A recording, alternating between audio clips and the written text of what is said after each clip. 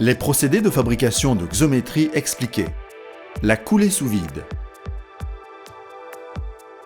La coulée sous vide est un procédé de fabrication qui permet de produire des pièces en plastique ou en élastomère avec une grande précision, en versant de la résine liquide dans un moule en silicone sous vide. Également appelée moulage uréthane ou moulage silicone, elle est idéale pour la production en petite série, le prototypage fonctionnel ou les tests de validation, tout en offrant une excellente finition de surface, des propriétés mécaniques fiables et une grande finesse de reproduction. Cette méthode constitue un excellent compromis entre l'impression 3D et le moulage par injection plastique. La coulée sous vide est particulièrement adaptée à la fabrication de prototypes de haute qualité ou de petites séries de pièces d'usage final.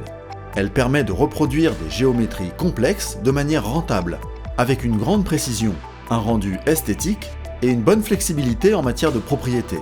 Les résines polyuréthane utilisées imitent des matériaux comme l'ABS, le polypropylène, le caoutchouc ou encore les plastiques transparents.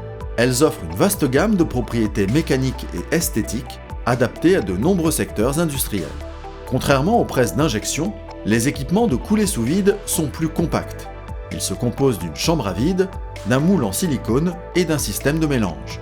Le moule est fabriqué en coulant du silicone liquide autour d'un mètre modèle, généralement réalisé en impression 3D, SLA ou FDM, ou par usinage CNC. Une fois le silicone durci, on retire le mètre modèle pour obtenir une empreinte fidèle. Le procédé commence par le mélange d'un système polyuréthane bicomposant. La partie A, résine, et la partie B, durcisseur. Le mélange peut être réalisé manuellement ou à l'aide d'un mélangeur automatique. Il est ensuite dégazé sous vide pour éliminer les bulles d'air. En parallèle, le moule est placé dans la chambre pour être prêt à recevoir la résine dès la fin du dégazage. Pour les pièces transparentes, un vide poussé est utilisé. Pour les autres, une pression peut être appliquée afin de supprimer les bulles résiduelles.